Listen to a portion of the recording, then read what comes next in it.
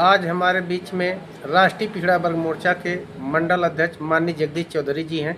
Sir, मैं आपसे जानना चाहता हूं कि ब्राह्मणवाद क्या है, इसका एक विश्लेषण कीजिए आप। ब्राह्मणवाद क्या है?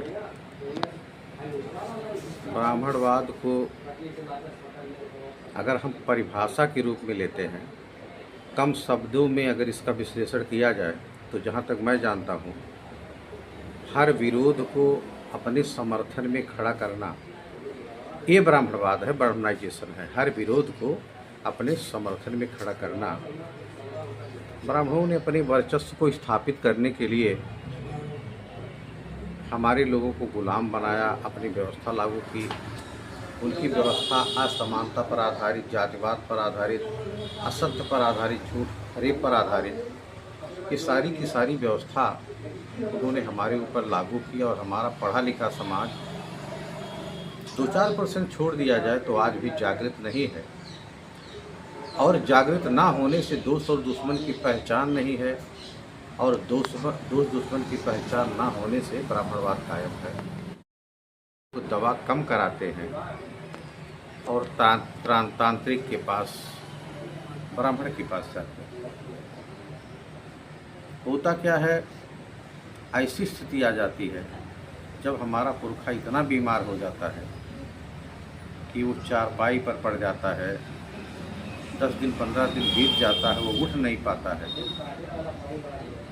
तो हमारा आदमी ब्राह्मण के पास जाता है। तो ब्राह्मण हमारे लोगों से 2 तरह की इच्छा आकांक्षा रखता है। क्या इच्छा आकांक्षा रखता है? सबसे पहले तो हमारे लोग उसका एक तरफा सम्मान करते हैं। एक तरफा सम्मान की व्यवस्था पूरी दुनिया में कहीं नहीं है, और भारत में है। उसको प्रणाम करते हैं, पैरवी करते हैं, पैर छूते हैं, मगर ब्राह्मण ऐसा नहीं करता। तो चूँकि मान सम्मान स्वाभिमान सबसे ऊंची चीज़ होती है, वो देना नहीं चाहता, देता भी नहीं है, मगर हमारे पढ़े लिखे लोग उसका सम्मान करते हैं। तो एक इच्छा आकांक्षा वो पूरी हो जाती है।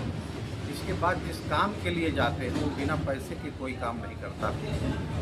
वो हमारा कितना भी खास हो, मगर बिना पैसा लिए कोई काम नहीं करता। तो हमारा आदमी पैसा भी देता है। तो हमारा आदमी जाता है तो उससे कहता है कि हमारा पुरखा बीमार है, दवा भी कराया, ठीक नहीं हो रहा है, चारपाई पर पड़ गया है, उठ नहीं सकता, और सब कुछ उसी पर हो जाता है, और उसकी स्थिति बहुत गंभीर है। क्या करूं? उपाय बताओ। तो ब्राह्मण हमारे लोग उपाय बताता है। क्या उपाय बताता है? कहता है, देखो, सबसे मेरी बात को धैर्यपूर्वक सुनो, ध्यान से सुनो।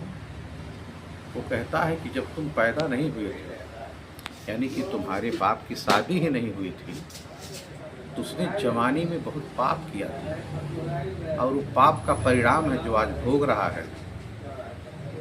तो कुल मिलाकर मैं ये कहना चाहता हूँ कि मरने से मैं नहीं बचा सकता। 2-3 दिन का वो मेहमान है, जा सकता है 2-3 दिन, 4 दिन भी जिंदा रह सकता है।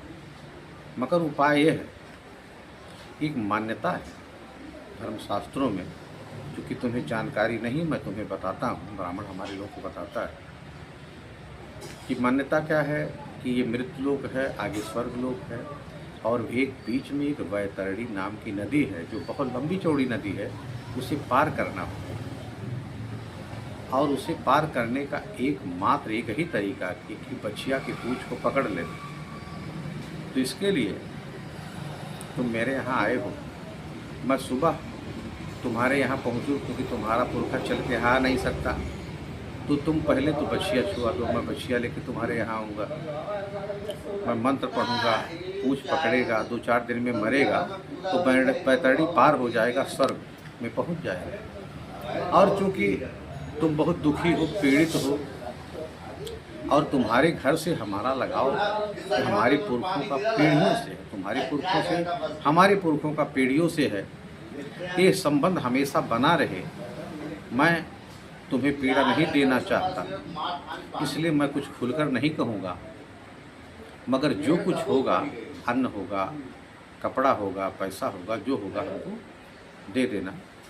जो कुछ दे दोगे तो वो मेरे लिए ठीक रहेगा। मैं खुल के नहीं कहूँगा, क्योंकि तुम हमारे खास हो। मगर एक बात है कि हमारे लोगों के अंदर एक मनोविज्ञान ऐसा पैदा करता है, एक तरफ तो कहता है कि जो दे दो ये लो लूँगा, मगर खुल के नहीं कहता, और दूसरी तरफ ऐसा मनोविज्ञान पैदा कर देता है कि हमारा आदमी कर्ज लेके भी देता है। फिर वो क्या कहता है कि जो कुछ दोगे, जितना ज़्यादा दे दोगे, वो तुम्हारे बाप को वहाँ मिलेगा और बाप तुम्हें आशीर्वाद देगा और तुम सुख संपन्न हो जाओ। अगर ऐसा तुम नहीं करते हो, तुम्हारा बाप मरने के बाद जब स्वर्ग में जाएगा तो दुखी रहेगा, और जब दुखी रहेगा तो उसकी आत्मा वहाँ पीड़ित होगी, दुखी होगी, तो वहाँ से तुम्हें आशीर्वाद नहीं देगा, बल्कि वो पीड़ा, उस पीड़ा से वो दुखी होगा, और उससे क्या होगा कि तुम विकास नहीं कर पाओगे, तुम्हारा आगे भविष्य में हर तरह से नुकसान होगा। उसका आशीर्वाद तुम्हें मिले इसके लिए तुम ऐसा करोगे। इसके बाद जो तुम भैंस अपने घर में 3 या 4 रखे हो, उसमें जो ज़्यादा दूध वाली भैंस होगी वो मुझको दे देना या किसी अच्छे ब्राह्मण को दे देना। ऐसा ब्राह्मण कहता है, मगर हमारा आदमी कहता है अरे भैया आपसे बढ़िया कौन है, तो उन्हीं को दे देता है। तो ये प्रक्रिया है, ऐसा हमारा आदमी करता है। आज भी ये लगभग 90-95% लोग कर रहे हैं। थोड़ा कम हुआ है, ऐसा मैं मानता हूँ, मगर ये सब कहने का मतलब यह है कि थोड़ा दिमाग से अगर सोचा जाए, बहुत पढ़ाई लिखाई की ज़रूरत नहीं है, मगर हमारा प्राइमरी से लेकर हायर एजुकेशन का आदमी नहीं सोच पाता है। तो ये है, गाय और भैंस को अगर आप अपने घर से निकालते हो चरने चराने के लिए, तो गाय और भैंस जैसे ही गांव से बाहर निकलती है, कोई तालाब पोखरा होता है, जबकि दोनों भूखे हैं चरने के लिए, तो भैंस तेज़ी से उस पोखरे में चली जाती है, और आप कितना भी प्रयास करते हो, जब उसे मन होता तभी वो निकलती है, मगर गाय पोखरे में जाती ही नहीं है। एक बात, और दूसरी बात, जब गाय भैंस चरने लगती है और पानी किसी तरफ से आ जाता है, बरसात आ जाता है, जैसे बरसात की कुछ ही बूंदें पड़ती हैं, तैसे गाय वहाँ से तेज़ी से पूरी जी जान के साथ दौड़ती है, और ऐसी जगह वो ठहराव लेना चाहती है ताकि उसके ऊपर पानी ना पड़े, और इस तरह से जितना बरसात होता है और भैंस वहीं खड़ी रहती है। दूसरा उदाहरण। तीसरा उदाहरण, अगर गाय की रस्सी को एक आदमी आगे से पकड़े और 2 लोग उसे लाठी डंडे से पीटे और उसे तालाब में ले जाए, तालाब पोखरे में, तो गाय बहुत आसानी से पानी में नहीं जाती। ये सारे उदाहरण इस बात को सिद्ध करते हैं, गाय पानी से डरती है, और ठीक इसका उल्टा है, भैंस पानी से नहीं डरती। तो अगर ये सिद्ध हो रहा है कि गाय पानी से डरती है और ब्राह्मण हमारे लोगों को बेवकूफ़ बना रहा है, हमारी पीढ़ियों को बेवकूफ़ बनाते आ रहा है, आज भी वर्तमान में स्थिति है, वो कहता है कि इसका पूँछ पकड़ लोगे तो तुम्हारा पोता स्वर्ग में पहुंच जाएगा, बैतरणी पार हो जाएगा। तो कहने का मतलब यह है कि अभी भी हमारा 90% 85% समाज पाखंड में डूबा हुआ है। उसे दोस्त दुश्मन की पहचान नहीं, सही गलत की पहचान नहीं है, और ये पहचान न होने की वजह से हमारा आदमी पूरी तरह से गुलाम है।